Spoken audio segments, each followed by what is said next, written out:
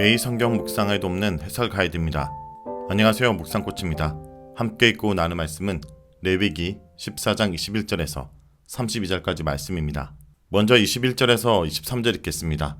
만일 그가 가난하여 그의 힘이 미치지 못하면 그는 흔들어 자기를 속죄할 속건제를 위하여 어린 순양 한 마리와 소제를 위하여 고운 가루 10분의 1 에바에 기름 섞은 것과 기름 한 녹을 가지고 그의 힘이 미치는 대로 산비둘기 둘이나 쥐비둘기 새끼 둘을 가져다가 하나는 속죄 제물로 하나는 번제물로 삼아 여덟째 날에 그 결례를 위하여 그것들을 회막문 여호와 앞 제사장에게로 가져갈 것이요. 21절에서 23절은 가난한 나병 완치자를 위한 제물을 준비하는 내용입니다.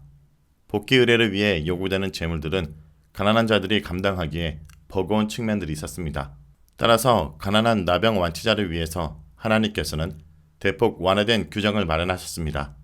그것은 속건제로 어린 순양 한 마리, 소제물로 기름 섞은 밀가루 10분의 1 에바, 기름 한 녹, 그리고 속죄제와 번제용으로 산비둘기이든 쥐비둘기 새끼든 비둘기 2마리를 가져와야 했습니다. 앞서 언급된 정규적인 준비물에서는 밀가루 10분의 3 에바에 속죄제와 번제용 짐승으로 각각 어린 순양 한 마리와 어린 암양 한 마리였는데 가난한 자들을 위해서는 밀가루 10분의 1 에바와 비둘기 2마리로 대폭 완화되었음을 알 수 있습니다. 그러나 속건제를 위한 짐승은 무슨 상황에서 속건제를 드리든 양보안이 존재하진 않습니다.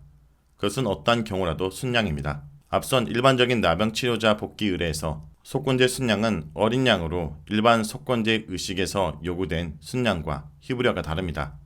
속건제를 위한 순양은 통상적으로 아일이라는 반면에 현재 나병의 완치자의 경우 케베스입니다. 케베스라는 것은 일반적인 양을 가리키기도 하지만 어린 순양을 가리킬 수 있습니다. 이 경우 보통 1년생입니다. 만일 이러한 의미라면 양자의 차이가 있다 볼 수 있습니다. 앞서 10절에 보면 나병 완치자를 위한 번제를 위한 암양은 카브스로 속건제 순양인 케베스와 암수 대조를 이루고 있습니다. 여기서 번제의 암양이 1년생이므로 아마 그것과 대조되는 순양도 어린 1년생이었다는 추론이 가능합니다. 더불어 12절에서 볼 수 있듯이 속건제 순양은 한 녹의 기름과 더불어 요제로 들어 올려야 했습니다. 가난한 완치자를 위해 목욕을 하는 정결례는 생략되어 있는데 그 이유는 그들도 동일하게 그 절차를 밟아야 하기 때문입니다. 즉 그들도 살아있는 정결한 새 2마리와 백향목과 홍색실 그리고 우슬초를 준비해서 자신의 몸을 깨끗게 하는 정결례를 준수해야 됩니다. 두 번째 목욕을 마친 후 그는 진영대로 들어옵니다. 그리고 그는 제8일에 제물을 준비해서 제사장을 찾아 성소에 올라갑니다. 다음은 24절에서 32절 읽겠습니다. 제사장은 속건제 어린 양과 기름 한 녹을 가져다가 여호와 앞에 흔들어 요제를 삼고 속건제 어린 양을 잡아서 제사장은 그 속건 제물의 피를 가져다가 정결함을 받을 자의 오른쪽 귓부리와 오른쪽 엄지손가락과 오른쪽 엄지발가락에 바를 것이요. 제사장은 그 기름을 자기 왼쪽 손바닥에 따르고 오른쪽 손가락으로 왼쪽 손의 기름을 조금 찍어 여호와 앞에 7번 뿌릴 것이요. 그 손의 기름은 제사장이 정결함을 받을 자의 오른쪽 귓부리와 오른쪽 엄지손가락과 오른쪽 엄지발가락 곧 속건 제물의 피를 바른 곳에 바를 것이요.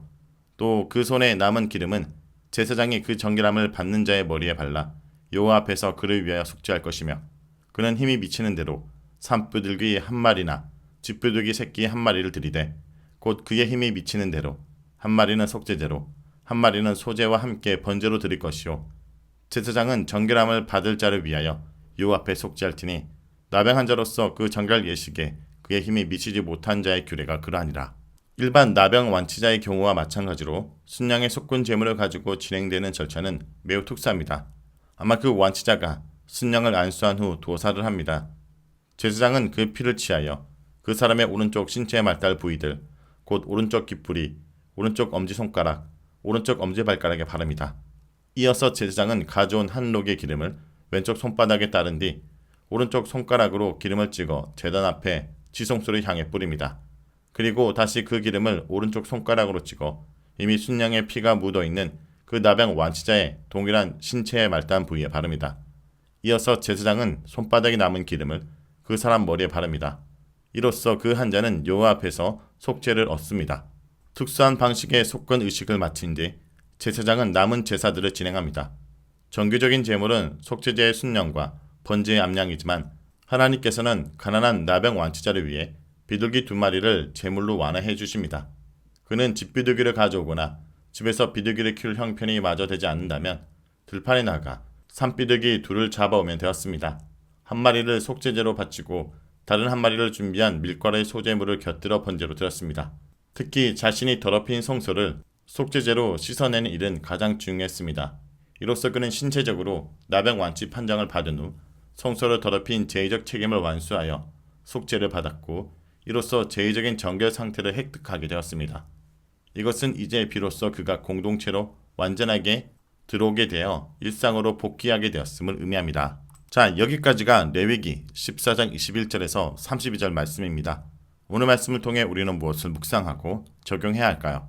하나님은 자신의 백성을 세심하게 배려하십니다. 하나님은 자신의 백성을 배려하여 누구나 정결 예식을 행할 수 있도록 하십니다. 문둥병을 앓고 있던 사람 중에는 오랫동안 사회로부터 격리되어 있었기 때문에 정결 예식을 쓸 제물들을 마련할 능력이 없는 사람도 있었을 것입니다.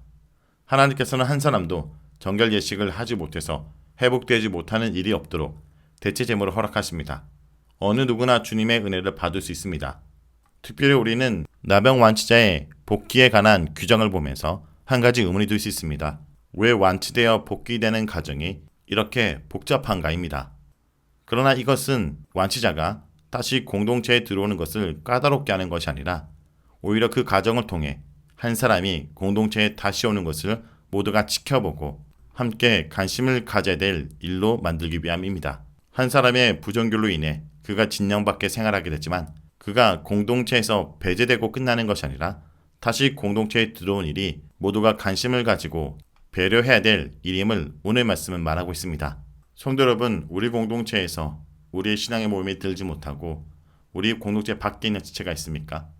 그가 이 공동체에 다시 들어와 신앙생활하고 믿음 생활할 수 있도록 우리가 관심을 가지고 배려해야 될 것입니다.